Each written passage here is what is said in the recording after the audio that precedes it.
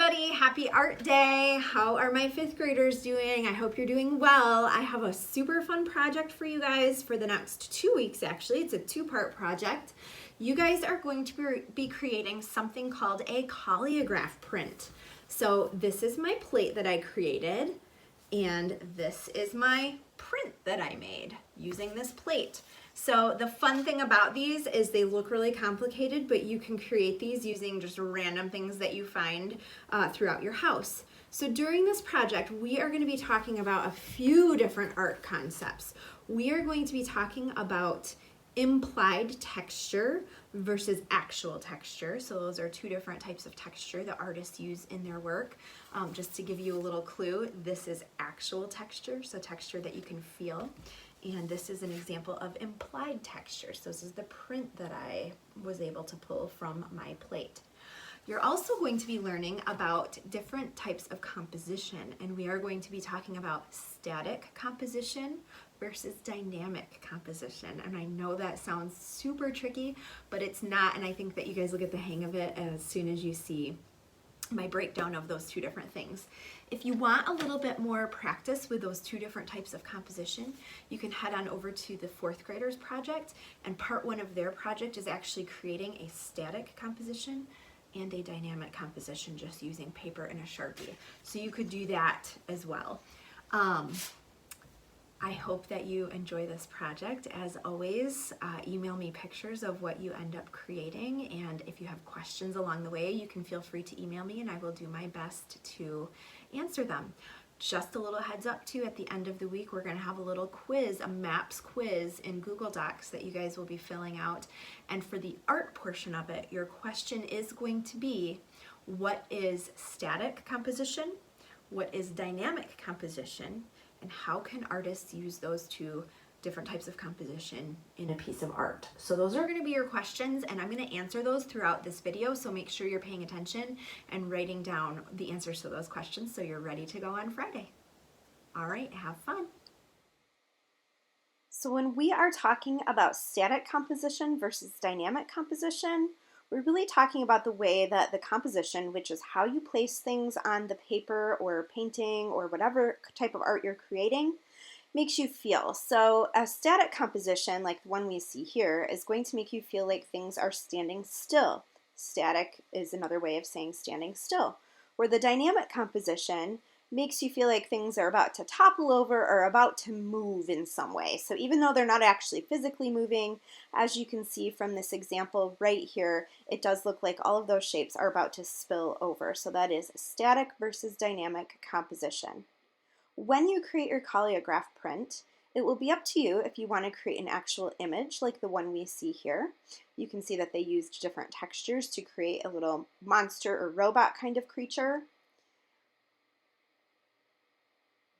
And in this example, they also created, it looks kind of like a tree using different textures. So that is one technique. You could create something that is recognizable, or you could choose to do something more abstract, which is like this one right here, where they just use different textures to fill up their composition with an abstract design. Here's another example of abstract. So the choice will be yours because you are the artist. So to create a Callograph printing plate, what you're going to need is a piece of cardboard, and it can be any size. It could be larger than this or smaller than this. It really depends on what you're trying to go for with your print. And then you're just going to need a variety of things that you can find around your house that might create visual implied texture. So what we're going to be doing is we're going to be gluing different things onto our plate base. So again, this is just a piece of cardboard.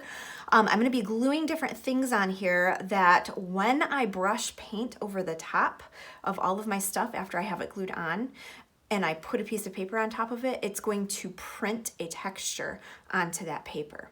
So you can see I have bubble wrap, and I've cut my bubble wrap into large circles. You can just use strips of it. It really just depends on how you think you might be using it. I have this kind of ribbon here that I think will create a neat texture when it's printed. I have saran wrap that I'm gonna wrinkle up and I'm going to attach onto my printing plate. I have feathers. I have a mouse pad that I cut in half because I think that, again, when this is printed, it's gonna create a neat texture. I have fabric, I have tissue paper. I even have scraps of extra cardboard that I'm gonna tear apart because I really like the texture that this has right here.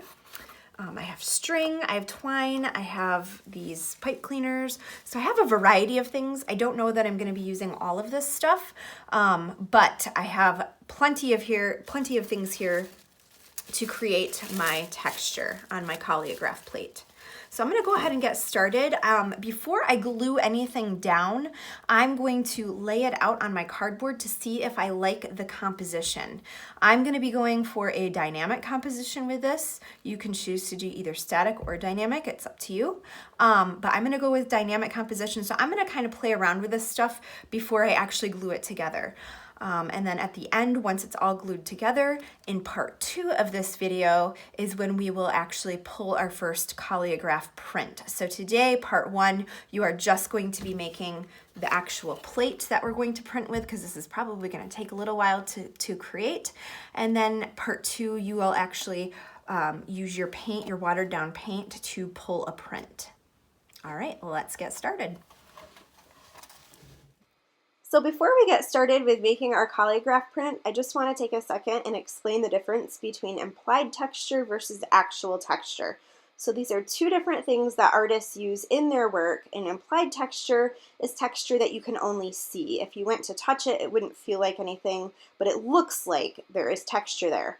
Actual texture, just like this bark on the tree, is texture that you can touch and feel and see. So it's actually real texture that you can feel.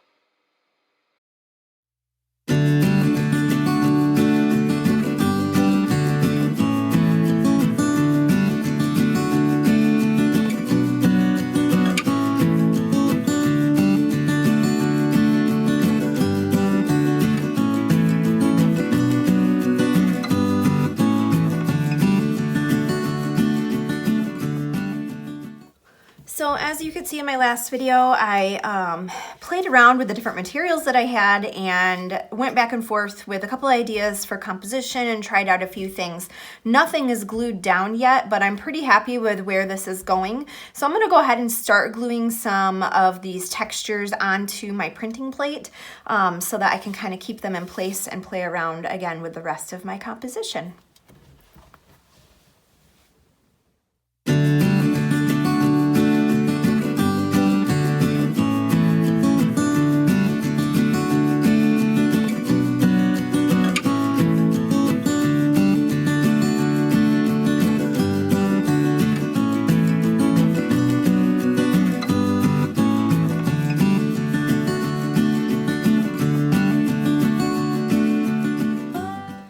Okay, so I think that I have finished my Callograph print, and the cool thing about these types of printing plates is if you go to print it and you don't like the way that it looks and you don't like the way it turned out, you can always remove things from your plate or you can add more textures on. So I'm gonna leave it as is for now, and I'm gonna see how I like it after I print it. We'll see how it turns out. Hopefully I will, but if not, I can always go back and change a few things around. Everybody, I hope that you enjoyed that video. I, again, can't wait to see what you guys end up creating.